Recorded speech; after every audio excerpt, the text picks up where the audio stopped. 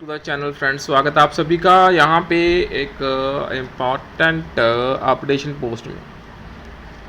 So let's discuss that. So kindly make sure to share this update if possible, and you can like the efforts here. So injustice that is being done to the pensioners in the banking industries who retired after November 2012. Supreme Court upheld the definition of pay as per the Bank Employees Pension Regulations 1995 for calculation of pension. In the judgment pronounced on 13th of February 2018, White Canara Bank versus Savitri Benu Gopal. And among other things, the court has observed the following, which are relevant to the bank employees who retired after November 2012. So there cannot be two pay scales, that is one for the purpose of calculation of salary, the other for calculation of pension. In other words, the pay taken for calculation of salary should be reckoned for the purpose of pension also.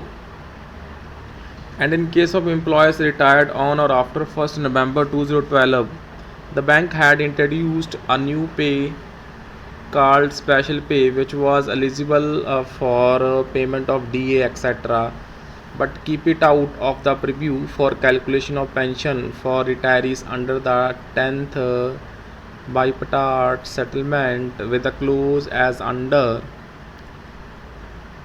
quote, special allowance with effect from 1st November 2012. With effect from 1st November 2012, officers shall be paid special allowances as under, that is scale 1 to 3 7.75 percentage of basic pay plus applicable dearness allowance thereon, scale 4-5, that is 10% of basic pay plus applicable dearness allowances thereon, scale 6-7 11% of basic pay plus applicable dearness allowances thereon. So note, the special allowance with applicable DA.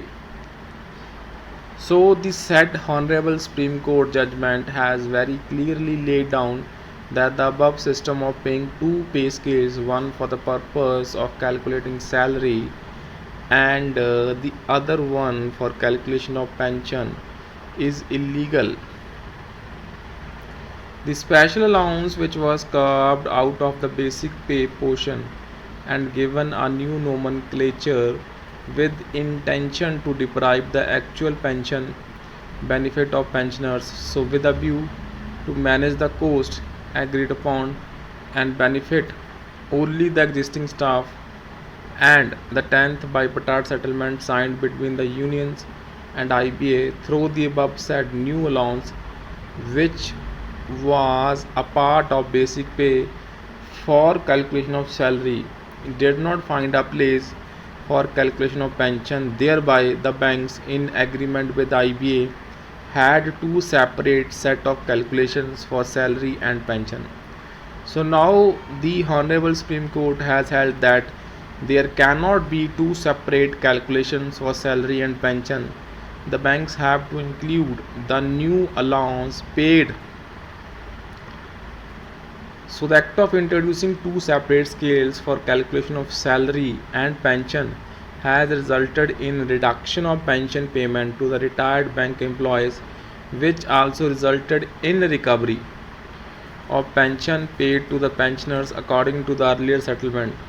So normally the revision of salary for employees of insurance sector is on the same pattern followed in banking industry, as both banking and insurance come under the same finance ministry, but strangely this injustice has been avoided in the insurance sector wage revision. The Honourable Supreme Court judgment now provides relief to the pensioners. The ministry has to instruct the Indian Bank Associations to take corrective measures and calculate pension for the retirees on the basis of 10 months average emoluments as defined in Regulation 2D of Regulations of 1995, specified that the average of the pay drawn by the employee during the last 10 months of his service in the bank shall be taken as and pay arrears from date of retirement. So with this, the retired bank employees will get a refund of recovery made on illegal recovery of pension, get the basic pension refixed at legitimate levels, get arrears on gratuity commutation of pension. So this gives great relief to the retired staff who solely depend on pension and superannuation benefits for